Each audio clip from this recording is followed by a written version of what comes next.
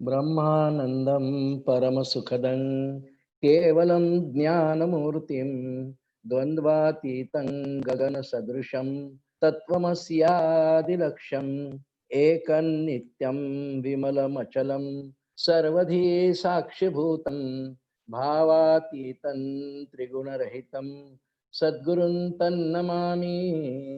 गुरुर्ब्रह्मा गुरुर्विष्णुः गुरुर्देवो महेश्वरः गुरुः साक्षात् परब्रह्म तस्मै श्री गुरवे नमः। शुका सारिखे पूर्ण वैराग्य जाचे वसिष्ठा परिज्ञान योगेश्वराचे कवी वाल्मिका सारिखा मान्य ऐसा नमस्कार माझा सद्गुरु रामदासा।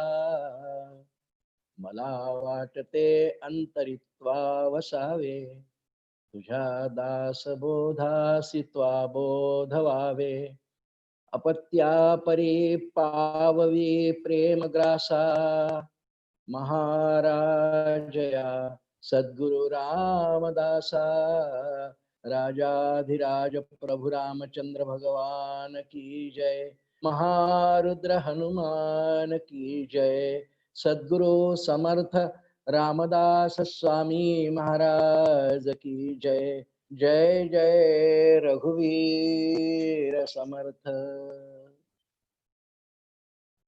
परम पूजनीय सद्गुरूंच्या असीम कृपेने ग्रंथराज दासबोध चिंतन मालिके अंतर्गत आज दुसऱ्या समासाच्या दुसऱ्या दशकाच्या 10व्या समासाचं आपल्याला चिंतन करायचं आहे।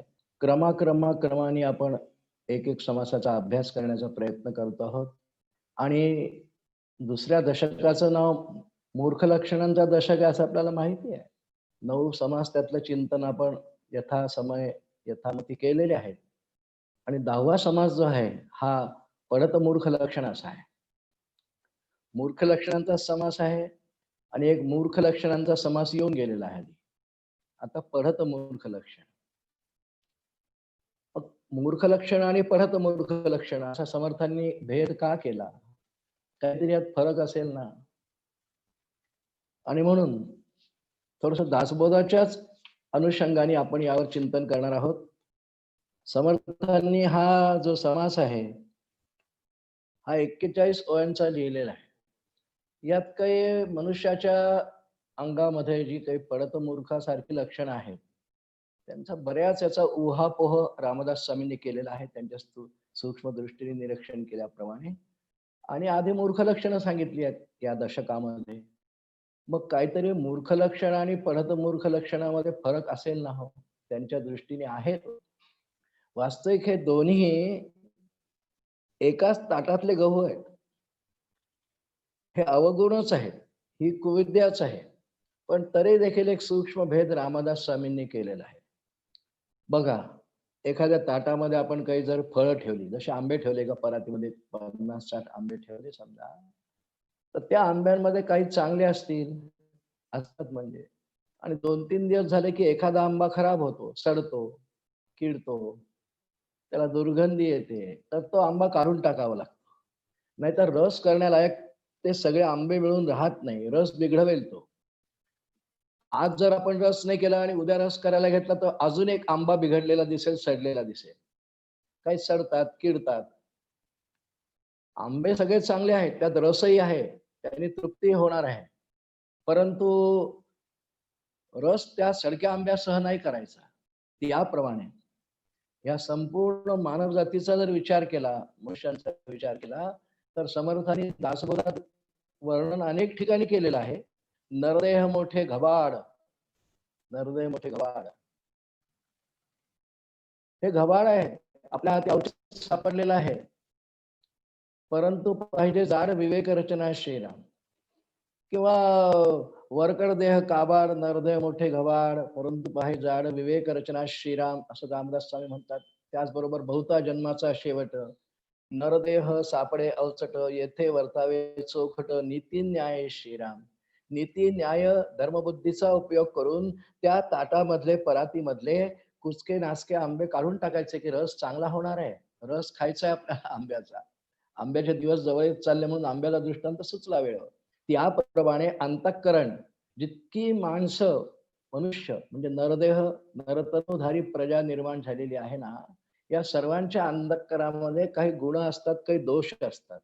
गुणांचं निरूपण आपण केलंय, सद्विद्या निरूपणामध्ये केलं, सत्वगुण निरूपणामध्ये आपण पाहिलेलं आहे ते. दासबोधाच्याच आधारे पाहिलं आपण. पण आता परत मूर्ख लक्षण, आधी मूर्ख लक्षण यात काहीतरी फरक असेल. दोन्ही हे वाईटच आंबे आहेत. दोन्हींचा रस आपल्या कामाचा नाही आहे.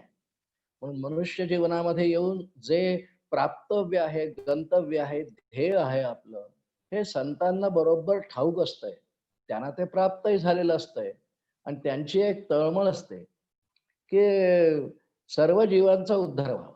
बुडते हे जन न देखावे डोळा, ही तुकाराम महाराजांची उक्ती आहे. सर्वांचा उद्धार व्हावा, सगळ्यांचं भलं व्हावं, सगळ्यांचं कल्याण व्हावं, यालाच तर संत म्हणतात. त्यांना अंतःकरणापासून वाटतं की जे आम्हाला मिळालेलं ना, झाले साधनाचे फळ. दासबोधात शेवटी रामदास स्वामी म्हणतात ना शेवटच्या दशकात, झाले साधनाचे फळ, संसार झाला सफळ, निर्गुण ब्रह्मते निश्चळ अंतरी बिंबले श्रीराम. हे होण्यासाठी साधनाला फळ जे अपेक्षित दासबोधाला आहे, ते स्वरूपाचं चिंतन नव्हे, स्वरूपाची प्राप्ती, रामाची प्राप्ती म्हणूया आपण. ती होण्यासाठी हे जे दोष आहेत, हे अवगुण आहेत, यांचा पूर्ण त्याग व्हायला पाहिजे. ते अंतःकरणातून जायला पाहिजे. एकत्रच आहेत, सद्गुणही आहेत, दुर्गुण म्हणा, अवगुण आहे. प्रत्येक मनुष्याच्या अंतःकरणात असतात. कोणीही अशी व्यक्ती नाही की ज्याच्याजवळ एकही अवगुण नाही. रामदास स्वामींनी त्यांच्या सूक्ष्म निरीक्षण बुद्धीने मूर्ख लक्षणांमध्ये बरीच लक्षणांचा उहापोह केला की याला मूर्ख म्हणतात, याला मूर्ख म्हणतात, याला मूर्ख म्हणतात. आणि आता पडत मूर्ख लक्षणांमध्ये असंच लिहिलंय की याला पडत मूर्ख म्हणतात, याला पडत मूर्ख म्हणतात. मग मूर्ख लक्षण आणि परत मूर्ख लक्षण यामध्ये काहीतरी थोडासा भेद असला पाहिजे. तो आपण सुरुवातीला पाहण्याचा प्रयत्न करू 1-2-3 मिनिटांमध्ये. एखाद्याला एखादी क्रिया करताना त्या क्रियेचं ज्ञान नसेल किंवा ती क्रिया शास्त्रदृष्ट्या किंवा धर्मग्रंथदृष्ट्या निषिद्ध आहे, करायची नाही आहे असं लिहिलेलं असेल आणि ती माहीत नसताना केल्या गेली, त्याला मूर्खपणा रामदास स्वामी म्हणतात. पण अशी काही प्रजा असते की ज्यांना माहिती आहे, कुठून तरी वाचून, ऐकून, श्रवणाने, संत सहवासाने कळलेलं असतंय की असं नाही करायचंय बरं, हे चांगलं नाहीये. हे दासबोधात रामदास स्वामींनी असं नाही सांगितलंय. पण जेव्हा क्रिया करण्याची वेळ येते, प्रसंग येतो, त्यावेळेला ते एक तर विसरल्या जातं किंवा जाणीवपूर्वक याने काय होतंय, त्याने काय होतंय असं करून तरी केल्या जातंय. हे मुळात जे चिंतन आहे, मूर्ख लक्षण आणि परत मूर्ख लक्षण ही अधर्म प्रवृत्ती मानली आहे. ही अधर्म प्रवृत्तीच आहे. धर्म प्रवृत्तीला बाजूला ठेवून अधर्म प्रवृत्तीला माणसाने प्रवृत्त व्हायचं. हे संतांना अपेक्षित नाही. रामदास स्वामींना तर मुळीच पटतच नाही. कारण इतक्या जन्मांच्या शेवटी जर मनुष्य देह मिळाला, तो एका विशिष्ट विशिष्ट कार्यासाठी भगवंतानी दिलेला जर आहे, तर तो त्यासाठीच वापरला गेला पाहिजे. म्हणून संतांची तळमळ असते. नाहीतर मनुष्यांचे दोष सांगायचे, मूर्ख लक्षण सांगायचे एका सद्ग्रंथांमध्ये किंवा दासबोधासारख्या एका ग्रंथामध्ये कशाला असायला पाहिजे. पण दोन्ही समासांचा समारोप रामदास स्वामींनी कसा केला माहितीये? त्यागावया अवगुण, त्यागावया अवगुण, बोलिले परत मूर्खाचे लक्षण. इथूनच सुरुवात करू शेवटच्या ओळीपासून. मग काही 41 ओळींमधल्या काही परत मूर्ख लक्षणांचा करू आपण विचार. पण त्यागावया अवगुण, बोलिले पडत मूर्खाचे लक्षण, विचक्षणे न्यून पूर्ण क्षमा केले पाहिजे श्रीराम. रामदास स्वामी सारखे संत आपल्याला श्रोत्यांना क्षमा मागतात, कारण मी पडत मूर्ख लक्षण सांगितली. सुरुवातीला अगदी आपण मूर्ख लक्षण आणि पडत मूर्ख या लक्षणांमधला थोडासा फरक रामदास स्वामींच्या दासबोधातल्या या समासाच्या आधारेच पहिल्याच ओवीत त्यांनी भेदच सांगितला आहे. मागा सांगितलेली लक्षणे, कारण याच्या आधी जी लक्षणे येऊन गेली ती विरक्त लक्षणांचा समास येऊन गेला. मागा सांगितलेली लक्षणे, मूर्खा अंगे चातुर्य बाणे, आता ऐका शहाणे असोनी मूर्ख शिरा. म्हणजे मला कळत नाही, माहिती नाही, माझ्या हातून जर ती चूक घडली किंवा तसा व्यवहार घडला, कर्म घडलं, तर त्याला मूर्ख म्हणतात रामदास. पण ज्याला माहिती आहे, आता ऐका, शहाणे असो न मूर्ख श्रीराम. शहाणे आहेत म्हणजे त्यांना माहिती आहे की हे करू नये, पण तरीही करायला प्रवृत्त होतात. याला रामदास स्वामी पडत मूर्ख म्हणतात. माहिती नाही, क्रिया झाली, मूर्ख. माहिती आहे की असं नाही वागायचंय, हे लिहिलंय दासबोधात, असं नाही वागायचंय. आहार विहार आचार या सगळ्याद्वारे पंच ज्ञानेंद्रिय पंच कर्मेंद्रियाने व्यवहार करताना मनुष्याच्या वृत्ती अनावर होतात. आपण सगळ्यात पहिल्यांदा हा विचार करू की कळलेलं आहे, पण तरी देखील माणसं अशी का वागतात, हे नीट थोडस समजावून घेण्याकरता आपण मूर्ख लक्षणातली एक ओवी थोडा वेळा तिच्यावर चिंतन केलं आपण. त्यामध्येच मूर्खपणाही आहे आणि परत मूर्खपणाही आहे. एक ओवीव घेऊ आपण मूर्ख लक्षणात. बहुत जागते जन तयामध्ये करी शयन परस्थळी बहुभोजन करी तो एक मूर्ख श्रीराम. हे मूर्ख लक्षणात येऊया. अर्थ सोपा आहे अगदी, सगळे शब्द सोपे आहेत. बहुत जागते जयन, पुष्कळ लोक एकत्र जमलेले आहेत, जागे आहेत, फार काही रात्र अशी झालेली नाही, पण त्यामध्ये करी शयन, एखाद्याला फारच झोप येते. आता त्याला हे माहिती नाही की समाज समुदाय कुटुंबातले सगळे माणसं आहेत, घरी गप्पा चर्चा होत आहेत आणि याला झोप येते किंवा झोपतोय आडवा होऊन गादीवरती. बहुत जागते जयन तयामध्ये करी शयन परस्थळी बहुभोजन करीत तो एक मूर्ख श्रीराम. दुसऱ्याच्या घरी गेल्यानंतर किंवा कुठे मंदिरात मठामध्ये भंडाऱ्याला गेल्यानंतर खूप जेवतात लोक, बफेला गेले लग्नामध्ये खूप जेवतात, जसं काही घरी मिळत नाही. परस्थळी बहुभोजन करीत तो एक मूर्ख श्रीराम. ज्याला हे माहितीच नाही की असं वागू नये, हे रामदास स्वामींनी दासबोधात सांगितलंय, म्हणून मूर्ख लक्षणांच्या समासाचा, परत मूर्ख लक्षणांच्या समासाचा वाचन अभ्यास करायचा आहे आपण. ही काही आहेत उपलक्षणांनी, काही बोललेली आहे सांगितलंय.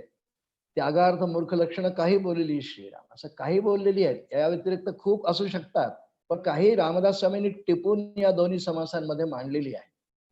परस्थळी बहुभोजन करीतो एक मूर्ख श्रीराम. ज्याला माहिती नाही आहे की असं करू नये, कुठे दुसऱ्यांच्या घरी गेल्यानंतर खूप जेवू नये, असं रामदास स्वामी. म्हणजे आधाच्या सारखं, अन्नावर तुटून पडण्यासारखं, कधीही मला खायला मिळत नाही अशा वृत्तीसारखं, हे नाही शोभत. आता ज्याला माहित नाही कशी क्रिया करतोय तो मूर्ख आहे. पण त्यांनी दासबोध वाचला आहे, घराण्यात तसे संस्कार आहेत की चार चौघांमध्ये झोपू नये, पाय पसरून बसू नये, आपले नीतीचे नियम आहेत. नीतीचे नियम, व्यवहाराचे नियम हा एक गट आहे. तिथून अंगामध्ये मूर्खपणा, पडत मूर्खपणाची लक्षणं अंगात आल्यानंतर परमार्थाच्या दालनात प्रवेश करताना किंवा भक्तीच्या अंगाने प्रवास करताना तेच दुर्गुण घेऊन जर आम्ही पुढे पुढे जात गेलो तर भक्ती सफल होण्याची शक्यता कमी होते, कारण त्या दोषांना प्रत्यवाय म्हणतात आणि त्याला दंड असतो. तो भगवंतांच्या दृष्टीने ती अधर्माची थोडीशी वाटचाल होते. बघा उदाहरण सांगतोय, काही माणसांना इंद्रियांच्या वृत्ती इतक्या अनावर होतात. पाहिलेला प्रसंग सांगतोय आपल्याला, आपण असे प्रसंग पाहत असाल. कुठे आपण जेवायला गेलो, कोणाच्या घरी गेलो, पानं वाढली आहेत, पाण्याला घेतली आहेत, पानावर बसवलंय, पदार्थ वाढणं सुरू आहे, हळूहळू एक एक पदार्थ पानामध्ये येतो आहे. काही माणसं अशी असतात, त्यांची रसना नावाची वृत्ती इतकी अनावर होते श्रोते हो, की वाढणं संपायच्या आत, आणि आता वदनी कवळ घेता नाम घ्या श्रीहरीचे असा श्लोक म्हणायच्या आत यजमानाने म्हटलं पाहिजे की आता करा प्रारंभ. त्याच्या आत समजा कोणी वाढणाऱ्या एखाद्या गृहिणींनी भजे वाढून गेले ना, ते मध्येच भजा खाऊन पाहतात कसा, हा छान झाला, अरे सुरुवात कुठे करायला सांगितली. मध्येच कढीत बोट घालून चाटून पाहतील, मध्येच जिलबीचा तुकडा खाऊन पाहतील. हे करायचं नाही आहे. अशी माणसं असतात का नाही सांगा. त्याच्या मुळाशी कारण जे आहे, वृत्ती अत्यंत अनावर होतात, स्वैर होतात, जिव्हेवरती रसनेवरती ताबा नाही ठेवू शकत, आणि त्यामुळे ही अनावर इच्छा आणि आवड आणि भोग प्रवृत्ती ही त्याला वाटत नाही की हा मूर्खपणा आहे किंवा दोष आहे म्हणून, परंतु ते सर्वांच्या आधी मध्येच लहान मुलांनी एक वेळ खाल्लं तर थोडं क्षम्य आहे. पण मी अशी घरं पाहिली आहेत, आपणही पाहिलेली असतील, की आया घरातल्या वळण लावतात मुलांना, थांब सगळं वाढणं होऊ दे आणि त्यानंतर देवाला नैवेद्य केला जाईल आणि मग तुला खायचंय, हे बालपणापासून माऊली वळण वळण लावतात मुलांना. पण काही ठिकाणी नसेल लावल्या जातात म्हणा, अनावर इच्छा होतात म्हणा, वासना अनिवार्य होतात म्हणा अन्न भक्षण करण्याच्या, त्यामुळे तुटूनच पडतात आणि पूर्ण पदार्थ वाढण्याआधीच उष्ट करून टाकतात. आणि आजूबाजूचे 4-5 लोक जे सुज्ञ शहाणे असतील, त्यांना हे माहिती आहे की हा मूर्खपणा आहे आणि आपल्याला करायचा नाही.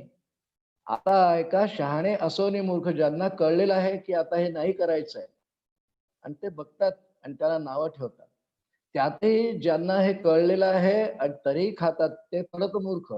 ज्यांना हे माहित नाही ते मूर्ख. या एका उदाहरणावरून पाहू आपण. परस्थळी बहुभोजन करीतो एक मूर्ख श्रीराम. संपूर्ण पदार्थ वाढून झाल्यानंतर खायला पाहिजे हे मला माहिती नव्हतं. मूर्ख लक्षण. खाल्लं ना मूर्ख. मला माहिती आहे, आईने शिकवलं आहे, आजीने शिकवलं आहे आणि म्हणून मधून कोणत्याही पदार्थाला हात लावायचा नाही आणि मध्ये चाकायचं नाही, सर्वांनी एकत्र सुरू करायचं. अशी जी आमच्या इथे पंक्तीची रचना आहे, पंक्तीची योजना आहे, पंक्तीचे नियम म्हणून आहेत. असं माहीत असून पाळत नाहीत, त्यांना पढत मूर्ख म्हटलंय. एका उदाहरणावर, मी पंक्तीत भजा खाल्ला, मला माहित नव्हतं खाऊ नये, मूर्ख. मला माहिती आहे की सुरुवात करू नये, जेव्हा यजमान म्हणतील सुरू करा हे माहिती आहे तरी खायला सुरुवात केली, हा पढत मूर्खपणा. शहाणे असोनी मूर्ख. आता ऐका, शहाणे असो न मूर्ख श्रीराम, अशी त्या समासाची सुरुवात आहे. श्रोते, वृत्ती अनावर होतात, त्या वासनांपायी होतात त्या. मग याच्यावर उपाय काय? मी मूर्ख लक्षणांच्या गटामध्ये गेलो नाही पाहिजे ओवीच्या चिंतनाने आणि मी पडत मूर्ख लक्षणातही गेलो नाही पाहिजे. विवेक करण्याचा, या सगळ्या वृत्तींवर विवेक करणं हे एकमेव साधन आहे. विवेक करणं एकमेव साधन आहे. विचार करायचा, विचार करायचा की असं करायला बरोबर दिसेल का, मला तर माहिती आहे, असा विचार करावा. आणि त्यानंतर प्रत्येकच कृती, अन्नाचं एक उदाहरण पाहिलं आपण, आहाराविषयी कोणत्याही पदार्थाविषयी असा नियम, जे जे जसे नियम असतात, काही नीतीचे नियम असतात, काही व्यवहाराचे असतात आणि प्रपंचात कुटुंबात वागताना नीती नियमांचं पालन केलं पाहिजे, तरीच प्राणी शहाणा होतो. आणि हा शहाणा होण्यासाठी शास्त्राने उपाय सांगितलेले आहे. आपण त्याचा विचार करू की परत मूर्ख लक्षणं आणि मूर्ख लक्षणं जर वाचूनही मी करत असेन तर ती दुरुस्त कशी करायची. शास्त्राने सांगितलं की यासाठी तुला भगवंतानी स्वतंत्र एक विचारशक्ती दिली आहे, जिला सारासार विवेक बुद्धी म्हणतात, ती दिलेली आहे. तिचा उपयोग प्रत्येक प्रसंगी जीवनात प्रत्येक क्रिया करत असताना त्याचा वापर करायचा. आणि अशा विवेकयुक्त बुद्धी विचार करण्याची जी आपल्याला भगवंताने दिलेली आहे, तिला कुठे कुठे कुठे आपल्या सुभाषितकारांनी धर्मग्रंथांनी त्याला प्रज्ञा असं म्हटलंय. प्रज्ञाचा अर्थ विवेक करणारी बुद्धीला प्रज्ञा म्हणतात. ती करायची, वापरायची, ती आहे प्रत्येकाला दिलेली. एक सुभाषित आहे सुंदर आपल्या इकडे बघा, यस्य नास्ति स्वयं प्रज्ञा, यस्य नास्ति स्वयं प्रज्ञा शास्त्रं तस्य करोति किम, लोचनार्थम विहीनस्य दर्पण किं करिष्यति. सुंदर सुभाषित आहे, आपल्या आजच्या निरूपणाला हे समर्पक आहे. यस्य नास्ति स्वयं प्रज्ञा, इथे प्रज्ञा शब्द आहे. प्रज्ञा शब्दाचा अर्थ सर्वसाधारण अर्थ बुद्धी असा होतो. बुद्धीचा एक स्तर आहे तो. विवेकयुक्त बुद्धी, तिला प्रज्ञा म्हणतात. यस्य नास्ति स्वयं प्रज्ञा, तुला जवळ आहे ना, नाही आहे. शास्त्र तस्य करोति किम, मग शास्त्र कितीही वाचले आणि ऐकले तरी तुला काय उपयोग होणार आहे? काय उपयोग नाही. आणि उदाहरण दिलंय दृष्टांत म्हणून, एक दृष्टांत दिलाय, लोचनाभ्याम विहीनस्य. लोचन म्हणजे डोळे, हे ज्ञानेंद्रियच आहे. डोळे नाही आणि आरशासमोर उभा राहिला, आंधळा मनुष्य आरशासमोर उभा राहिला, दर्पण काय त्याचा उजेड पाडणार आहे आणि प्रकाश पाडणार आहे.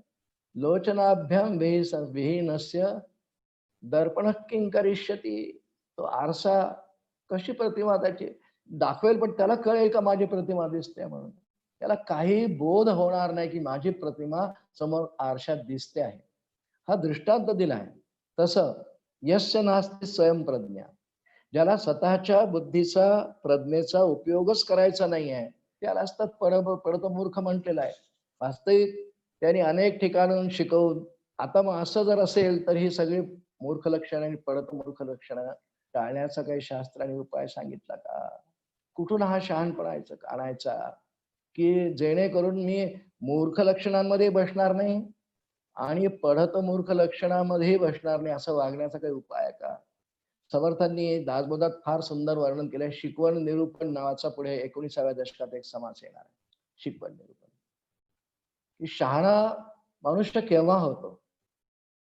पुढे भोजन झालियावरी काही वाची चर्चा करी, एकांती जाऊनी विवरी नाना ग्रंथ श्रीराम.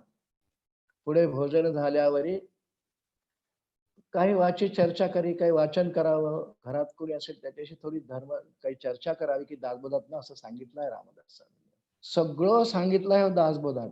एक दासबोध ग्रंथ जर पूर्ण आधार ग्रंथ जीवनाला ठेवला तरी तो परिपूर्ण आहे, सगळ्या प्रकारचं मार्गदर्शन करायला समर्थ आहे.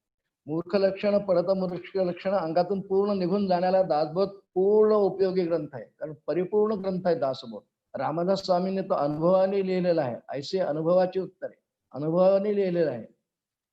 तो निघून जाऊ शकतो पडत मूर्खपणा, पण त्यासाठी आपल्याला आपल्या विचारशक्तीचा, सारासार विवेक बुद्धीचा म्हणजे प्रज्ञेचा उपयोग प्रत्येक वेळी करावा लागतो.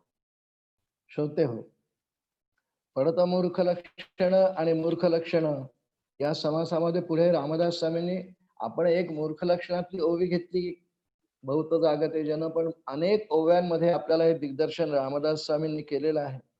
एक दोन ओव्या घेऊ अजून चांगल्या चिंतनाला, म्हणजे आपल्याला पडत मूर्खपणा काय करायचं. होत असता श्रवण या समासातली ओवी आहे. होत असता श्रवण देहासी आले उणेपण, क्रोधे करी चिण चिण तो पढत मूर्ख श्रीराम. होत असता श्रवण, कुठे मंदिरात गेले, सद्गुरूंचं एखाद्या सत्पुरुषाचं प्रवचन इत्यादी सुरू आहे, कीर्तन सुरू आहे, भागवत कथा सुरू आहे, श्रवणाला बसला आणि अचानकपणे होत असता श्रवण देहास आले उणेपण. देहास आले उणेपण याचा अर्थ या देहाला काही सहज क्रिया ज्या असतात त्या येतातच, सहज क्रिया त्यांना म्हणतात, त्यात हेतू काही नसतो. जसं शिंक आली, खोकला आला, कुचकी लागली, ठसका लागला, खूप तिखट लागलं, होत असता श्रवण देहास आले उणेपण, असे जर प्रकार एखाद्या ठिकाणी श्रवणाला आपण गेलो, प्रवचन कीर्तनाला, तिथे झालं चुकून आपल्याला किंवा आपल्या जवळच्याला, दोन्ही पद्धतीने विचार केलेला आहे टीकाकारांनी. होत असता श्रवण देहास आले उणेपणे याचा अर्थ या देहाला ज्या स्वाभाविक क्रिया, उसकी जांभई, खोकला, जांभई येते एखाद्या वेळा, प्रवचनात येऊ शकते, ही सहज क्रिया, पण त्यावेळेला क्रोधे करी चिण चिण, खूप क्रोध येतो, आपला आपल्यालाच येतो. असा कसा खोकला आला, अरे तुझी प्रकृती थोडी बरी नाही, आला ठसका, रुमाल लावावा, शांततेने बसावं. क्रोधे करी चिण चिण तो एक मूर्ख श्रीराम. इतका क्रोध अनावर होतो की एखादा अत्यंत चांगलं अधिकारी व्यक्तीचं प्रवचनी मधूनच सोडून उठून जायचं. शांत बसावं, क्रोधावरती विजय मिळवावा, फारच वाटतं ठसका येतो, थोडं पाणी प्यावं, पण तिथे बसा, क्रोध करू नये. ह्या सहज धर्म आहेत हे शरीराचे. शिंक, जांभई, खोकला, ठसका, उचकी, हे सगळे क्रोध आहेत, सहज धर्म आहेत शरीराचे. त्याचाही रामदास स्वामींनी उल्लेख पडत मूर्खांमध्ये केलाय. ते येणं याचा हा दोष फार नाही, ते येतात, पण क्रोधे करे चिण चिण तो एक पडत मूर्ख श्रीराम. आणि तिकडे सत्वगुणाच्या समासात रामदास स्वामींनी सत्वगुण कशाला म्हणतात, हा जो आलेला क्रोध आहे ना, हा विचारांनी विवेक शक्ती वापरून तो आवरायचा. आला क्रोध सावरी तो सत्वगुण श्रेया. कधी आपला आपल्याला येतो, आपल्या समोरच्या एखाद्या बसलेल्या श्रोत्याला जर मध्ये शिंक आली, त्याचाही राग येतो आपल्याला, कारण आपलं एखादं वाक्य त्या प्रवचनातलं जातं, आपलं अवधान थोडस भंग पावतं, आपल्या श्रवणात थोडा व्यत्यय येतो, त्यामुळे येऊ शकतं, वाटतं आपल्याला, पण खूप चिडचिड क्रोध करू नये, कारण त्याला ती सहज धर्म त्याच्या शरीराचा आला असेल तर त्याला शांतपणे ते स्वीकारावं आणि क्रोध करू नये. श्रवण करताना जर का असं देहाला उणेपण काही आलं तर ते क्रोध करू नये, असा या ओळीचा अर्थ होतो. असा न करणाऱ्यांना रामदास स्वामींनी पडत मूर्ख गटात टाकलेला आहे. ही एक ओवी आपण थोडीशी समोर सध्या चिंतनाला फक्त एक ठेवली. समर्थांनी दासबोधामध्ये अनेक ओव्या या समासात ज्या वापरल्या त्यातली आणि एक ओवी पाहू आपण. ज्ञान बोलोनी करी स्वार्थ, कृपणा ऐसा साची अर्थ, अर्थासाठी लावी परमार्थ, तो पडत मूर्ख शिरा. सुंदर ओवी आहे. अर्थासाठी लावी परमार्थ, तो पडत मूर्ख शिरा. पुष्कळ लोक ज्ञानी असतात, पुष्कळ निरूपणकार असतात, कीर्तनकार, भागवतकार. परमार्थामध्ये भक्तीच्या अंगाने, ज्ञानाच्या अंगाने ते प्रवास करणारे साधक असतात. त्यांच्याजवळ वक्तृत्व शक्ती आहे, अभ्यास केलेला आहे, त्यांना काही सांगता येतं, बोलता येतं, त्यांचं बोललेल्या लोकांना आवडतंही. पण या सगळ्यामध्ये खूप मोठी अट टाकली आहे. रामदास स्वामींनी या ओळीमध्ये तो अर्थ वापरलेला आहे. अर्थासाठी लावी परमार्थ, तो एक पडत मूर्ख श्रीराम. पारमार्थिक कोणतीही क्रिया ही अर्थार्जनासाठी असू नये, आणि ती करणारा जो असेल त्याला रामदास स्वामींनी पडत मूर्ख गटात टाकलाय. अर्थासाठी लावी परमार्थ, तो एक पडत मूर्ख श्रीराम. भक्तीची कोणतीही क्रिया ही धनलोभाने केल्या जाऊ नये, हा त्याचा आशय आहे. आमच्या इथे एकनाथी भागवतामध्ये नाथांनी याचा खूप समाचार घेतलाय, सर्व संतांनी घेतलाय. पण वेळेवर एकनाथ महाराजांची ओवी एक मला आठवते. भक्ती आणि धनार्जन हेची भक्तीसी विघ्न, भक्ती आणि धनार्जन हेची भक्तीसी विघ्न, धनलोभी तो अभक्तपूर्ण, सत्य जाण उद्धवा. भागवताच्या 11व्या स्कंधातला हा उद्धव गीतेतला श्लोक आहे. भगवान आणि उद्धवांचा संवाद आहे. उद्धवाला खूप काही ज्ञान भगवंतांनी सांगितलेलं आहे श्रोते हो. त्यापैकी हा आणि त्या श्लोकांवरती भाष्य असलेली ही एकनाथ महाराजांची एक सुंदर ओवी आहे. भक्ती आणि धनार्जन हेची भक्तीसी विघ्न. कारण भक्तीमध्ये निस्पृहता अत्यंत महत्वाची आहे. निष्कामता, निस्पृहता, त्याग. त्यागेन एके अमृतत्वम आनुषु, श्रुतीच आहे. त्याग. धनाचं अपेक्षा ठेवून नाही. मला वाणी आहे, मला बोलता येतं, माझ्यावर काही भगवत कृपा, गुरुकृपा आहे, मला साधारण जे काही समजलेलं आहे ते रामदास स्वामींची दासबोधात आज्ञा आहे. चुतके काही आपणास ठावे, चुतके हळूहळू शिकवावे, शहाणे करून सोडावे, बहुत जन श्रीराम. ही आज्ञा आहे की तू काही वाचलंयस, ऐकलंयस, काही चांगल्या पुरुषांच्या सहवासात राहिला आहेस, काही ग्रंथ वाचले दासबोधासारखे, ज्ञानेश्वरी सारखे, तुला कळलंय, तर तुला जे कळलेलं आहे त्यातून तुझं भलं होईल हा भाग वेगळा. पण ईश्वराने तुला यासाठी निवडलं की तू इतरांना सांग. पण ते सांगताना व्यवहार कुठेही नसावा हे नाथ महाराज या ओवीत सांगतात आहे. कारण ह्या सगळ्या ज्या क्रिया आहेत की मला काही शास्त्र ग्रंथांचं आकलन झालंय, दासबोध थोडासा समजलेला आहे, सद्गुरु कृपेने मला त्यातलं काही सांगता येतं, बोलता येतं, आचरणात आणलेलं आहे, तर इतरांना सांगण्यासाठी त्याला प्रवचन निरूपण म्हणतात. असे पुष्कळ माणसं असतात समाजात. पण ते करताना अट आणि बंधन एकच आहे की कुठेही धनाची अपेक्षा ठेवू नये. काय नाथ महाराजांची ओवी सुंदर आहे बघा. भक्ती आणि धनार्जन हेच भक्तीशी विघ्न, हे भक्तीतलं विघ्न आहे. यांनी श्रीहरीची कधीही प्राप्ती होणार नाही. कारण तुझा धनलोभ त्याला कळेल. कारण पुढचं जे चरण ओवीचं, धनलोभी तो अभक्तपूर्ण, सत्य जाण उद्धवा.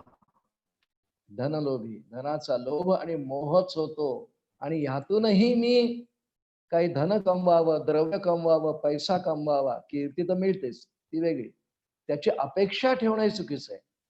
यदृच्छा लाभ संतुष्टो धन्वातीतो विमत्सरा, याप्रमाणे जर कोणी आपणून काही आपल्याला दिलं, एखाद्या कीर्तन करायला, प्रवचन करायला, ते त्यांनी भगवंतांचा प्रसाद म्हणून ग्रहण करावं. काय दिलंय बघू नये, काय दिलंय बघू नये.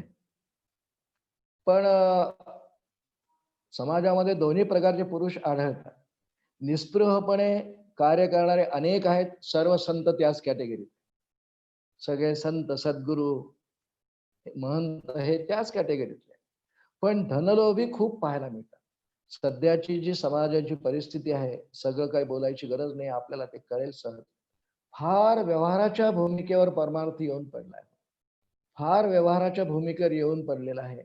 की मला अमुक एका ठिकाणी इतकी बिदागी मिळालीच पाहिजे असा पत्रव्यवहार सुद्धा करतात हो माणूस. आणि हे भक्तीला विघ्न मानलंय नाथ महाराजांनी. आणि समर्थांनी त्या अनुषंगाने म्हटलंय की ज्याच्या अंगामध्ये धनाचा काही लोभ असेल ना आणि तो त्याला भक्ती साधनाद्वारे करीत असेल, तू व्यवहार करायचा आहे, तू व्यावहारिक कर्म कर ना. म्हणजे कुठेही आपल्या संतांनी धन जोडून नाही असं नाही म्हटलंय, पण जोडून या धन उत्तम व्यवहार आहे. भक्तीच्या क्षेत्रामध्ये उत्तम व्यवहार, काही न मागणे, अनासक्त वृत्तीने सगळं भगवंतांचं कार्य म्हणून करीत राहणे, याला निस्पृहताही म्हणतात, याला विरागी म्हणतात, याला विरक्त अंतःकरण म्हणतात. आणि असं ज्याचं नसेल, अर्थासाठी लावी परमार्थ, तो एक पडत मूर्ख शिरा. सोपा अर्थ आहे. अशी अनेक उदाहरणं आपल्याला जीवनात पाहायला मिळतात की असा स्वैरवृत्तीने हा अनाचारच आहे. पडत मूर्ख लक्षण रामदास स्वामींनी दिलेलं आहे. पण द्रव्यासाठी लावे परमार्थ, तो एक पडत मूर्ख, हा स्वैराचार आहे, हा अधर्म मानला आहे. की भक्ती साधन असं सांगतं की कधीही साधक दशेमध्ये असलेल्या साधकाने तरी आपल्याला जवळ जे भक्ती साधन आहे ते इतरांना आपण बोलताना सांगताना ते कधीही अर्थासाठी लावू नये. म्हणजे अर्थ शब्दाचा अर्थ पैसा असा होतो. धनासाठी, धनाचा लोभ हेच त्याचं मुळात कारण आहे. आता आपण थोडासा विचार असा करू की शहाणे असून मूर्ख का होतात हो? म्हणजे एखाद्याला माहिती आहे, वास्तविक जितके कीर्तनकार, प्रवचनकार, निरूपणकार असतात ना, त्यांना ते हे सगळं माहिती असतं ना हो. ते लोकांना उपदेशही करतात आणि ते सांगतात ते निरूपणामधून हे सगळं. तुकोबंध चरित्र सांगतील, रामदास स्वामींचं सांगतील, पूज्य प्रल्हाद महाराजांचं सांगतील. या सर्व महात्म्यांनी कुठे धनाचा लोभ ठेवला? आख्यानं त्यांची लावायची आणि नजर सगळे बिदागीच्या पाकिटाकडे ठेवायची. याला धनलोभ असं म्हटलं रामदास स्वामींनी. पडत मूर्खाचं लक्षण. माहित नाही, करीत नाही, मूर्खपणा. माहित आहे, करीत तरी करतो, पडत मूर्खपणा. आमच्या इथे जितके पुराण ग्रंथ हे श्रोते, पुराण ग्रंथ म्हणा, महाकाव्य म्हणा, रामायणासारखं महाकाव्य म्हणा, महाभारतासारखं काव्य म्हणा, कोणतेही घ्या आपण, ह्यामध्ये अशी उदाहरणं पडत मूर्खांची आढळतात. रामकथा आपल्या सर्वांना माहिती आहे. उदाहरण म्हणून बोलायचं आपल्याला, उदाहरण म्हणून बोलायचं. काय कळत नाही रावणाला मला सांगा आपण. रावण हे कॅरेक्टर सर्वांना माहिती आहे. रामकथा पूर्ण माहिती आहे. रावण काही सामान्य नाही आहे. तो ब्राह्मण कुलात जन्मलेला आहे. तो चारही वेदांचा अभ्यास केलेला आहे. तो संस्कृत व्याकरणाचा पंडित आहे. तो आचारशील आहे. तो भक्त आहे. तो भक्त आहे, भगवान महादेवांचा भक्त आहे. तो त्रिकाल संध्या करणार आहे. सगळे आहेत त्याच्यात गुण. आणि त्याच्याजवळ एक अवगुण आहे, परस्त्रीची अभिलाषा. हे पडत मूर्खाचं लक्षण आहे. कारण त्याला सगळं माहिती आहे. जो चारही वेदांचा ज्ञाता आहे, ज्यांनी सगळ्या ग्रंथांचा अभ्यास केलेला आहे, दशग्रंथी होता तो, तर त्याला हे माहिती नाही का की परस्त्रीचा अभिलाष ही चुकीची गोष्ट आहे, ही मला करणीय नाही आहे, हे मी करायला नको आहे, त्याला कळत नाही का?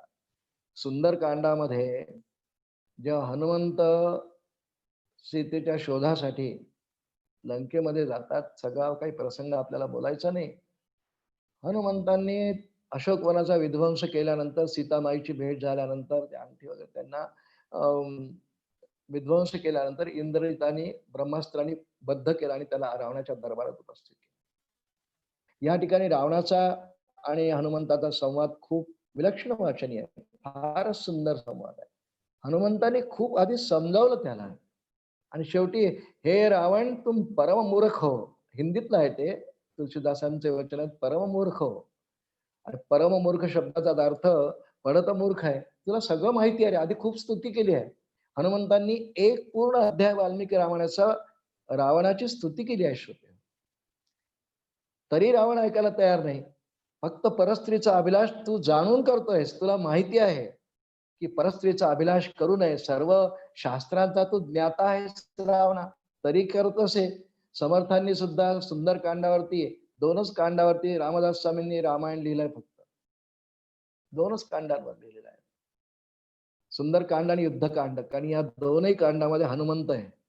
रामदास स्वामी हनुमंतांचे अवतार संप्रदायात मानले जातात आहेत, म्हणून त्यांनी हे दोनच कांड ओवीबद्ध केले आहेत फक्त, सुंदरकांड आणि युद्धकांड. खूप बहारीचे वर्ण, त्यांच्या ओव्या खूप बहारीच्या आहेत. रावण आणि हनुमान यांचा संवादच खूप वाचण्यासारखा आहे. आणि हनुमंतांनी समजावून सांगितल्यानंतर माहिती आहे आपल्याला, हनुमंतांची पुच्छ म्हणजे शेपटी पुढे जाळल्या गेली, पण त्याआधी विभीषणाने खूप सल्ला दिलाय. विभीषण त्यांचा सख्खा बंधू आहे, सत्वशील अंतःकरणाचा आहे. त्यांनीही खूप रावणाला समजावून सांगितलं की रावणा असं करू नकोस, तू एका परस्त्रीचा अभिलाष ठेवतोस, हा मूर्खपणा आहे. परममूर्ख शब्द त्याच्याही तोंडी आहे. म्हणून रामायणामध्ये रावण हे असं पात्र आहे, श्रोते हो, की एवढा एक अधर्म, एवढा एक परतमूर्ख लक्षणांचा त्याच्या अंगी जर का प्रादुर्भाव झाला नसताना, तर हनुमंताच्या तोंडी अनेक श्लोक आहेत की रावणा, तू खरोखरच जगात अत्यंत पूजनीय ठरला असतास, सर्वांना आदर्श ठरला असतात, कारण तुझ्याकडे बाकी सगळे गुण आहेत. सगळे गुण आहेत, तुझं आचरण अत्यंत चांगलं आहे, तू शिवभक्त आहेस वगैरे, मोठा पारा वाचला. पण इतका एक दोष आहे तुझ्यात, हा परत मूर्खपणाचा आहे. आणि विभीषणाने सुद्धा रावणाला समजावून सांगताना हेच सांगितलं की रावणा, यांनी कुलाचा नाश होईल, तुला माहिती आहे. आणि त्याच्या मुळाशी काय असेल तर तुझ्या अंतःकरणामध्ये असलेली सीतेची अत्यंत मोठी अभिलाषा. तुला माहिती आहे की मी हे जे करतोय कर्म, मी जे केले आहे हे चुकीचं आहे, परत मूर्खपणाचं आहे. पण तरी देखील करायला प्रवृत्त झालास, आता तरी जानकीला सोडून दे, आता तरी जानकीला सोडून दे. विभीषण हनुमान दोघांनी समजावून सांगितलंय, तरी देखील दुराग्रही रावणाने सीतेला नाही सोडलाय. अध्यात्म रामायणामध्ये हा संवाद जरा वेगळ्या प्रकारे आहे, परंतु आपल्याला परतमूर्खाचं उदाहरण म्हणून सध्या त्याकडे पाहायचं आहे. आमच्या धर्मग्रंथांमध्ये, पुराण ग्रंथांमध्ये, इतिहास ग्रंथांमध्येही अशी परतमूर्खांची उदाहरणं आहेत. एक उदाहरण अजून पाहू आपण. मग रामदास स्वामींच्या अजून एखाद्या ओळीचा विचार करू. दुर्योधन सगळ्यांना माहिती आहे, महाभारतातलं एक पात्र आहे. 100 कौरवांपैकी ज्येष्ठ कौरव आहे तो, त्याचं सगळ्यांना माहिती आहे. त्याचा आणि कृष्णांचा संवाद खूप छान आहे. भगवान श्रीकृष्णाने सुद्धा दुर्योधनाला, जेव्हा कौरव पांडवांचं युद्ध ठरलं, दुर्योधनाच्या आग्रहामुळे, अट्टहासामुळे, आणि धृतराष्ट्र तर आंधळाच, विवेक शून्य अशा अवस्थेत असलेला, पुत्र म्हणेल ते करायचं. म्हणून भगवंतांनी स्वतः त्याला समजावून सांगण्याचा खूप प्रयत्न केलाय की याला धर्म नाही म्हणत रे, तू अधर्म करतोयस, तुझे बंधू आहेत ना, तुझ्या तोंडात हे वाक्य काही शोभत नाही की तू जे म्हणतोस. महाभारतातलं वचन आहे, हे दुर्योधनाच्या तोंडी आहे. यावत तीक्ष्ण या सुच्चा विद्ये दैन केशव तावदाप्य परित्याजम भूमीर्न पांडवांपती. मी सुईच्या अग्रावर बसणे इतकी जमीन सुद्धा, भूमेर्न पांडवांप्रती, मी एक सुईच्या अग्रावर बसणारी इतकी सुद्धा जमीन मी देणार नाही. भगवान म्हणतात, अरे असं तू का, असा तुझ्या डोक्यात अधर्माचे मूळ आलं कुठून? हा अधर्म आहे, तुझे बंधू आहेत, त्यांच्यावर असा अन्याय अत्याचार करू नकोस. सुईच्या नखावर बसणे इतकं काय, टोकावर बसणे इतकं काय, त्यांचं राज्य त्यांना दे, अर्धा अर्ध राज्य घ्या, वाटून घ्या. भाऊ आहेत तुझे, सावत्र असले तरी भाऊ आहेत. तुझ्या एकंदर कुळाचा इतिहास पहा, भगवंतांचं खूप सुंदर त्याला सांगून सांगणार, धर्म खूप समजावून सांगितलाय, त्याला कळला आहे. दुर्योधनाला कळतोय तो, पण वळत नाही, कारण सत्ता, सिंहासन याची अत्यंत अभिलाषा आहे, त्याची कारण आहेत. पण त्याला ते नाही पटत कळत, आणि तशी त्यांनी कबुली दिली आहे. हो, त्यांनी कबुली दिलेली आहे. महाभारतामध्ये एक श्लोक आहे, महाभारतामध्ये दुर्योधनाच्या तोंडात श्लोक आहे, श्रोते हो. जानामि धर्मम दशमे प्रवृत्ति, जानाम्य धर्मम दशमे निवृत्ति, केनापि देवेन हृदय स्थितेन यथा नियुक्तोस्मि तथा करोमि. जानामि धर्मम, हे भगवंता श्रीकृष्णा, जानामि धर्मम, त्याला धर्म माहिती आहे. तो काय वाईट कुळातला नाही आहे. तो कौरव जरी असला तरी या कुळावरती द्रोणाचार्य, भीष्मांच्या सारख्या फार मोठ्या व्यक्तींचं ऋण आहे. सदाचार, नीती, न्याय त्यांना सर्वांना शिकवलाय द्रोणाचार्यांनी आणि भीष्माचार्यांनी शिकवलाय. विदुर आहेत तिथे. हे सगळी मोठी माणसं ज्ञानाने, अधिकाराने, वयाने तर होतीच, यांनी समजावून सांगितलं, त्याला माहिती आहे, दुर्योधनाला माहिती आहे, पण तरी मूर्खपणा करतो. हे पडत मूर्खपणाचं उदाहरण महाभारतकारांनी दिलेलं आहे. परत मूर्ख आहे. जानामि धर्म, त्यांनी कबुली दिली आहे. जानामि धर्मम त्याच्यामुळे प्रवृत्ती, हे केशवा श्रीकृष्णा, मी धर्म काय ते जाणतो, परंतु नचमे प्रवृत्ती ही, मी काय करू, माझी तशी प्रवृत्ती होत नाही. तर तिथे थांबला नाही. जानामि अधर्मम, जानाम्य धर्मम संधी धर्म, जानाम्य धर्मम नचमे निवृत्ती, मी अधर्मही जाणतो, धर्मही जाणतो, पण धर्माविषयी प्रवृत्ती आणि अधर्माविषयी निवृत्ती मात्र माझ्याकडे होत नाही. त्यांनी त्याचं कारण दिलंय. केनापि देवेन हृदयस्थितेन, कोणती देवता माझ्या हृदयात बसली, तिच्या प्रेरणेने मात्र मी यथा प्रवृत्त अस्मी तथा करोमी, मी त्याप्रमाणे वागताय केशवा. मला धर्म अधर्म कळतात रे. म्हणून श्रोते हो, आमच्या दुर्योधनाला सगळा धर्म माहिती आहे की हा अन्याय आहे, आपले बंधू आहेत, त्यांच्यावर अन्याय होतोय, बंधूंवरती त्यांची काही चूक नाही, कारण नाही, अन्याय करू नये हे त्याला माहिती आहे. जानामि धर्मम, परंतु तरी देखील तो प्रवृत्त होत नाही. त्याचं कारण त्याची विभागणी रामदास स्वामींच्या भाषेत तो परत मूर्खाचं ते उदाहरण आणि दृष्टांत आहे. परत मूर्खपणा त्याच्या अंगी आहे आणि मग त्यामुळे परत मूर्खांना जे फळ आणि मिळतात त्याला शेवटी फळ मिळालं, तर नाश झाला, समूळ नाश कौरव वंशाचा झाला. ही दोन उदाहरणं आपण थोडक्यात जी पाहिली श्रोते हो, मोठ्या कथा आहे त्याविषयी म्हणजे आपल्याला बोललो की रावण हनुमान संवाद खरंच फारच वाचनीय आहे. हनुमंतांनी खूप प्रकारे रावणाला समजावून सांगितलेलं आहे. इकडे भगवंतांनी दुर्योधनाला सांगितलेलं आहे, धर्म अधर्म यांच्या व्याख्या समजावून सांगितलं, तरी देखील धर्मांच्या व्याख्या कळूनही ते मूर्खपणा करायला प्रवृत्त झाले. हे पडत मूर्खांचं लक्षण आहे श्रोते. समर्थांनी या समासामध्ये बऱ्याच गोष्टींना पडत मूर्ख म्हटलंय. रात्रंदिवस करी श्रवण न संडी आपले अवगुण, बोले एक करी एक तो एक पडत मूर्ख, करू नये तेच करी तोच पडत मूर्ख, प्रपंच गेला हातीचा लेश नाही परमार्थाचा, तो एक पडत मूर्ख. श्रीराम, पूर्ण आयुष्य निघून जात, 70, 80, 85, 90, तरी देखील पारमार्थिक एखादी क्रिया, जप म्हणा, ध्यान म्हणा, पूजा म्हणा, हे एकाग्रतेने करण्याची नाही बुद्धी होत. वाचलेलं असतंय, ऐकलेलं असतंय. आजकाल तर दूरदर्शनच्या सिरियल्स मधून किती तरी मायथॉलॉजिकल म्हणजे धार्मिक इत्यादी सिरियल दाखवतात, त्या पाहिलेल्या असतात आहे. पण रामदास म्हणतात, प्रपंच गेला हातीचा, तो तर निघून जातो, पुढे पुढे प्रपंचही करवत नाही, वृद्धावस्थेत काही करवत नाही, पण लेश नाही परमार्थाचा. आहे का नाही अशी प्रजा बघा आपण. आपल्याही परिचितांमध्ये असे पुष्कळ माणसं असतील, स्त्री पुरुष हा भेद नाही, काही पारमार्थिक क्रिया करीतच नाही. अगदी जवळ आलाय आता, भोज्या संपत आलाय आता, तरी देखील मी काही परमार्थ करावा. परमार्थ याचा काय अर्थ आहे नेमका, आपण परमार्थ स्तवनाच्या स्तवासात त्याचा विचार केलेला आहे. आपल्या हितासाठी काहीतरी करावं. धन्य धन्य हा परमार्थ, जो साधकांचा निजस्वार्थ आहे, स्वयंसिद्ध हक्क आहे आपला. ती एवढ्या करता भगवंतांनी उदारपणे आपल्याला नरतनु प्रदान केला, दिला, नरदेह मिळाला, पण लेश नाही परमार्थाचा. प्रपंच गेला हातीचा, लेश नाही परमार्थाचा, तो एक पडतो मूर्ख. सगळा समाज वाचताना आपल्या डोळ्यासमोर न कळत आपण स्वतःही येतो, इतर असे काही उदाहरणं येतात. कोणीही पूर्ण शहाणा नाही आहोत.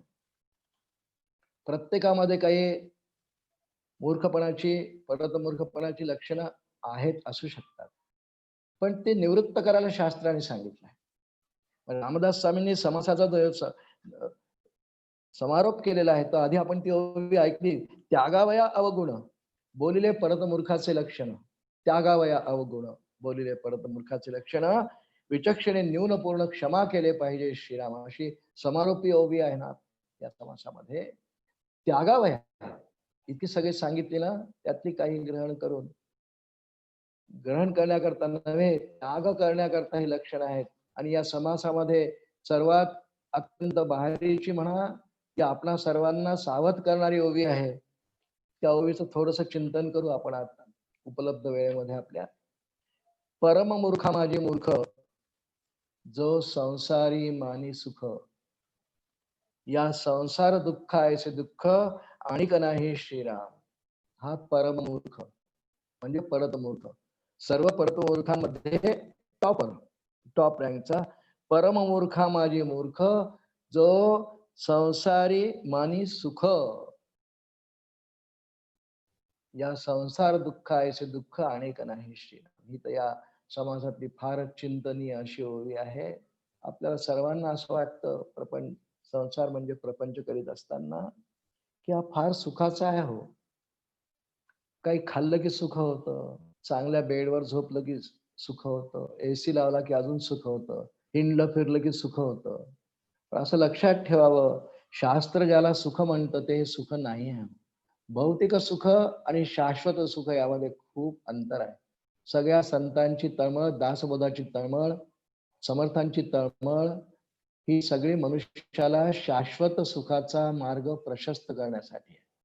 ही जी सगळी सुख आपल्याला प्रपंचामध्ये वाटल्यासारखी वाटतात थोडी थोडी, ही क्षणिक मानली आहेत शास्त्राने. याचे अनेक पैलू आहेत. आपण इतक्या सगळ्या पैलूंना स्पर्श नाही करणार, कारण ते सुख का नाही चांगलं, त्याला दुःख का म्हटलं आहे, खरं म्हणजे आपला सगळ्यांचा अनुभव आहे. हो, की असं सुख मिळाल्यासारखं वाटतं थोडस, की लगेच पुढे दुःख परंपरा, दुःखाची अनर्थ परंपरा सुरू होते. सगळेजण नेहमीच उदाहरण देतात, सगळेच प्रवचनकार देतात. मुलगा मॅट्रिकला आहे, 98-99% मार्क मिळाले, खूप सुख होतं. आणि पेढे वाटून होत नाही तर लगेच दुसऱ्या दिवशी त्याला ऍडमिशन कुठे मिळेल, 12वी साठी, क्लासेस साठी, काय झालं त्याला पुन्हा दुःखाला सुरू. तळमळ, काळजी, दुःख, विवंचना हे सगळं सुरू होतं. झालं 12वी, पुढे आता पुढे काय होईल, कोणता कोर्स द्यायचा त्याची, मग तिथे टॉपर आला, हे संपतच नाही. मग लग्न, मग त्याचे मुलं, त्याचे, हे नाही संपत. न सविता न सरे, माऊलींनी म्हटलं, नाही सविता न सरे, संपत नाही. म्हणून या संसार दुःख ऐसे दुःख आणिक नाही श्रीराम यांनी या दासबोधातली पडत मूर्ख लक्षणात उभी आहे. खर तर या संसारातल्या सगळ्या क्षणिक सुखांना माऊलींनी एक सुंदर उपमा दिली आहे.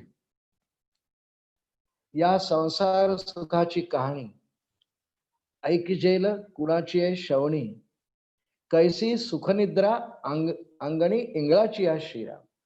छान उभी आहे.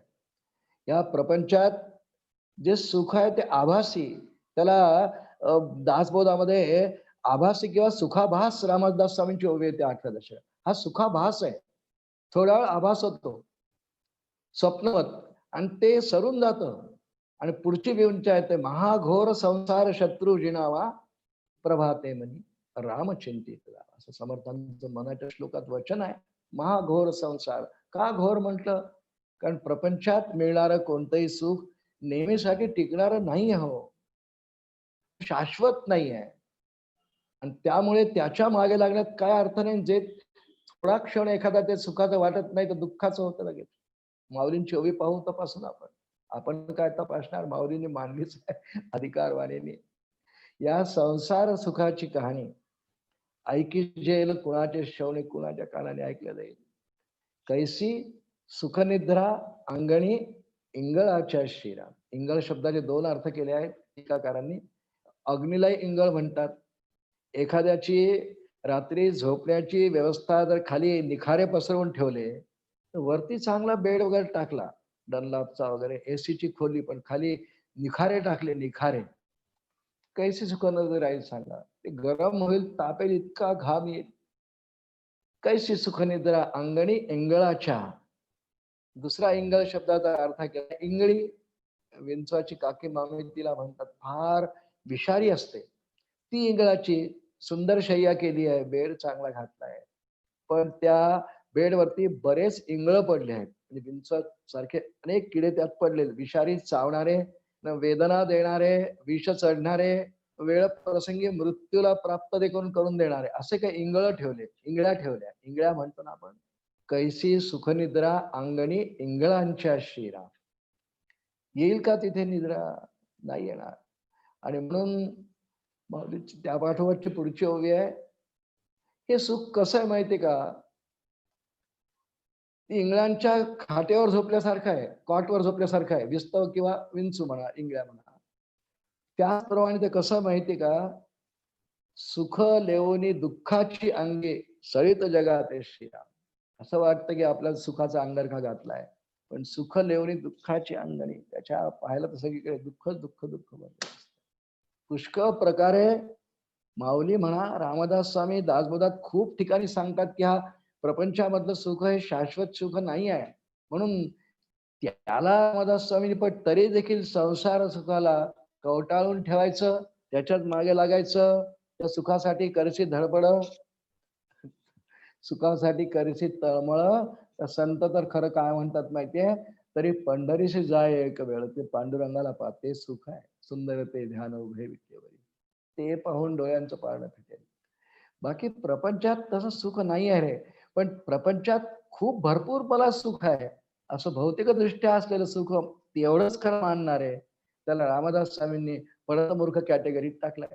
परम मूर्खा माझी मूर्ख जो संसारी माने, सुख या संसार दुःख ऐसे दुःख अनेक नाही श्रीराम.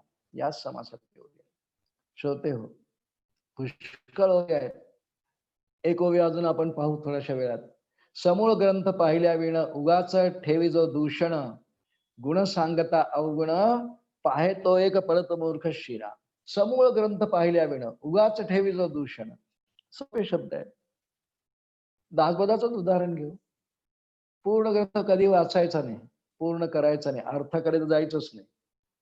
येतात ते आमच्या इकडे पुष्कळ लोक सांगायला की शामराव तुम्ही सांगितलं होतं दासबोध वाचा, आम्ही घेतला वाचायला, फारच कठीण आहे हो, भाषाही कठीण आहे. त्याचं कारण आहे की त्या काळातले काही शब्द जे आता प्रचलित नाही त्या दासबोधात ज्ञानेश्वरीत आहेत, त्याचे टीपा अर्थ समजून घ्यावे, समजायला लागतं, पण पूर्ण पाहायचा नाही. आता परवाच माझ्याकडे ग्रस्त आले, म्हणाले मी 100 पानं वाचले दासबोधाचे, फारच कठीण आहे, पुढे पुढे म्हणे, ते मूर्ख लक्षण झाले वाचून माझे ना, पुढे पुढे फारच कठीण आहे. रामदास स्वामी जरा परत लक्षणात टाकलाय. पूर्ण ग्रंथ पाहिल, समूळ ग्रंथ पाहिल्या विण उगाच ठेवी जो दूषण, गुण सांगता अवगुण पाहे तो एक परत मूर्ख शिरा. त्याला रामदास स्वामी परत मूर्ख. पूर्ण ग्रंथाचं अवलोकन करावं, याचा अर्थ ग्रंथ पूर्ण वाचावा. पारायण मूल्य असेल तर ओव्या तरी पूर्ण वाचाव्या. दासबोधाच्या 7751 ओव्या पारायण करावं, किंवा तरी अर्थात शिरावं. आणि त्यानंतर काय सांगू का, त्यानंतर त्यानंतर रामदास स्वामी दासबोधाचे ग्रंथ करते, त्यांची हळूहळू कृपा झाल्यानंतर दूषण ठेवायला जागाच राहत नाही. दूषण याचा अर्थ नाव ठेवायचे ग्रंथाला, खूपच मोठा आहे हो, वाचला असता आम्ही 2-3 महिन्यात. 7751 ओव्या, इतका लंबा चौडा लिहायची काय गरज होती असं.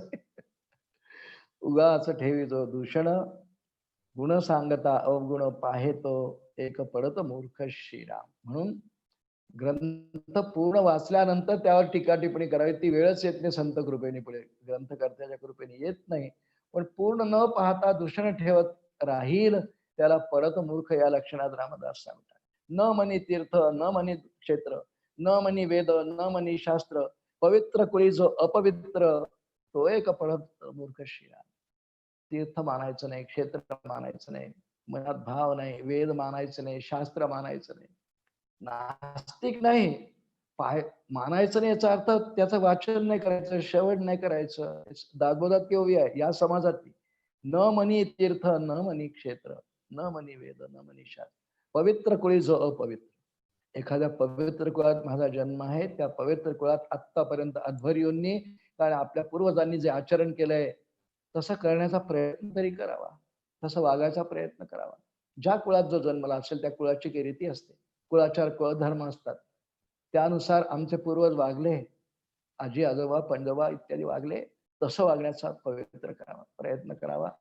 पवित्र कुळी जो अपवित्र, तो एक पढत मूर्ख शिरा.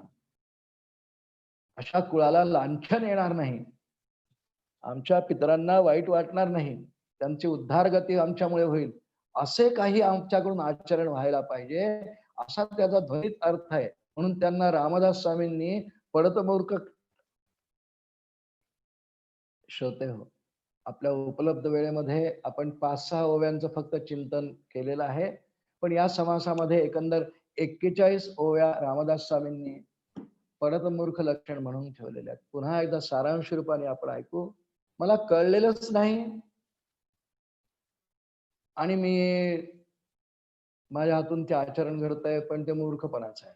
पण मला कळतंय की असं नाही करायचं, पण तरीही माझ्या हातून तसं घडतं आहे, हे पढत मूर्खांचं लक्षण आहे. आणि म्हणून दासबोधाच्या द्वितीय दशकाचं आज आपण हे समारोपीय आपलं प्रवचन पुष्प आहे. द्वितीय दशकाला आपण जेव्हा प्रारंभ केला, त्या 10 समासांमध्ये मूर्ख लक्षणं आणि पढत मूर्ख लक्षणं ही दोन्ही आहेत. त्याचप्रमाणे सद्विद्या निरूपण, सत्वगुण निरूपण हेही आहे. अनेक समास आहेत. पण मूर्ख लक्षण आणि पढत मूर्ख लक्षण यांच्या दोनच्या मध्ये सगळे आहेत. रामदास स्वामींच्या दासबोधाचा प्रत्येक दशक 10 समासांचा माहिती आपल्याला. रामदास स्वामींच्या कृपेने आणि सद्गुरूंच्या कृपेने आज आपण हा दुसरा दशक या ठिकाणी पूर्ण करीत आहोत, जो पढत मूर्ख लक्षण या नावाने आहे. पुढच्या निरूपणामध्ये आपण तिसऱ्या दशकामध्ये प्रवेश करणार आहोत आणि त्या दशकामध्ये सुद्धा खूप चांगली चांगली निरूपण येणार आहेत. पण तूर्त आपण सारांश रूपाने विचार करतोय की पढत मूर्ख लक्षण या दोन्हींना रामदास स्वामींनी अवगुण लक्षणांमध्ये टाकले. अवगुण आहेत, दोन्ही अवगुण आहेत. आणि अवगुण सांडिता जाती, उत्तम गुण अभ्यासिता येती, कुविद्या सांडुनी शिकती, शहाणे विद्या श्रीराम. हेही सांगून ठेवलंय की अवगुण सांडिता जाती म्हणजे मूर्ख लक्षणं, परत मूर्ख लक्षणं ह्या समासातून टिपून ही रामदास स्वामींनी काही टिपलेली मांडलेली आहेत. ह्या व्यतिरिक्तही अजून माझ्यामध्ये अजून पुष्कळ परत मूर्ख लक्षणं असतील, ती हळूहळू दूर करायचा प्रयत्न करावा. रामदास स्वामी स्वतः कृपावंत आहेत आणि त्यासाठी रामदास स्वामींना किंवा ईश्वराला नेहमी प्रार्थना करावी की देवा, आम्ही करतोय प्रयत्न. प्रार्थनेत फार शक्ती असते बरं श्रोते. प्रार्थना रोज करावी ईश्वराची की देवा, माझ्या हातून अशी घडतात दोष. पडत मूर्ख म्हणतात रामदास स्वामी, याला मूर्ख म्हणतात, तरी अजून माझी वृत्ती होत नाहीये. तू कृपावंत हो सद्गुरुनाथ, तुम्ही कृपावंत व्हा आणि माझ्या हातून असे दोन्ही लक्षण घडणार नाही हे बघा तुम्ही. आणि नेहमी असं लक्षात ठेवावं आपण, परमात्मा किंवा सद्गुरू हे दयाळू कृपावंत असतात हो. ते आपल्याला हळूहळू आपले दोष काढायला तेच मदत करतात, जाग करतात वेळ प्रसंगी. वेळ प्रसंगी प्रसंग जेव्हा कृतीचा आहे, तो कर्म करण्याचा येतो, तेव्हा आपल्याला वेळीच सावध करतात. म्हणून त्यांना प्रार्थना करावी.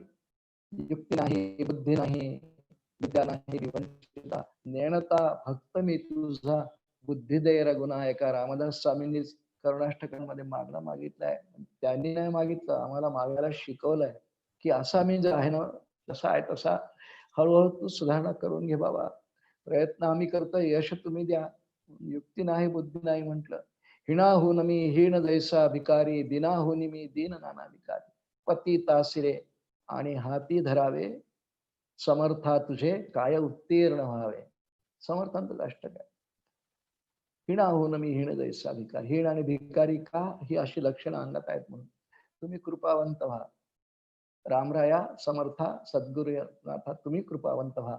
माझ्या अंगामध्ये ही दोन्ही लक्षणं जातील, कारण ही गेल्याशिवाय सद्विद्येची लक्षण अंगात येत नाहीत. एका वेळी अंतःकरणात एकच वृत्ती धारण केल्या जाते. म्हणून प्रार्थना करावी आणि परमार्थाची आपली वाटचाल सुकर व्हावी, यशस्वी व्हावी, सफल व्हावी, यासाठी ईश्वराला किंवा सद्गुरूंना नित्य प्रार्थना करावी की आम्हाला नाही जे कळत ते तुम्ही करून द्या पूर्ण, तशी बुद्धी द्या आम्हाला, असं मागलं तर अपराध सहस्राणी. पूजेनंतर नित्य म्हणण्याचा श्लोक आहे, म्हणावा रोज प्रेमाने म्हणावा. नुसता म्हणण्यासारखा म्हणून म्हणून नाही, खरोखर आपलं पुष्कळ चुकतं हे जाणीव ठेवावी. अपराध सहस्राणी यंते अग्निशमया, दासोहम इति मां मत्वा क्षमस्व परमेश्वर, क्षमस्व परमेश्वर. त्रिधा म्हणण्याची पद्धत आहे, तीनदा म्हणावं. परमात्मा आपल्यावरती कृपा करतो, हळूहळू अशा मूढपणाच्या आचरणातून आपल्याला काढतो. तसे इंद्रियांना बळ देतो. जे मन भलतीकडे धावे, ते विवेके हरावे, इंद्रिय दमन करावे, या नाव सत्वगुण श्रीराम. ही आपल्याला बळ देतो. भरकटणारा इकडे तिकडे मन, आणि ज्याद्वारे आमच्याकडून मूर्खपणा किंवा पडत मूर्खपणा घडत असेल तर त्याला आवडण्याची शक्ती ईश्वरच प्रदान करतो. श्रोते हो, याप्रमाणे काही दिवसापासून आपण दासबोधाच्या द्वितीय दशकाचं जे चिंतन करीत आहोत, तो द्वितीय दशक या ठिकाणी आपण सार रूपाने कथन केलेला, श्रवण केलेला या ठिकाणी आपण थांबवणार आहोत. आणि पुढचं निरूपण आपलं तिसऱ्या दशकातल्या पहिला समास, जन्मदुःख निरूपण त्याचं नाव आहे. आणि तो तिसऱ्या दशकाचा पहिला समास आहे. परंतु आज द्वितीय समास पूर्ण होतोय. तर रामदास स्वामींच्या चरणी आपण समर्पण करूया, सद्गुरूंच्या चरणी समर्पण करूया. सद्गुरूंना रामदास स्वामींना वंदन करू आणि या ठिकाणी वाणीला विराम देऊ.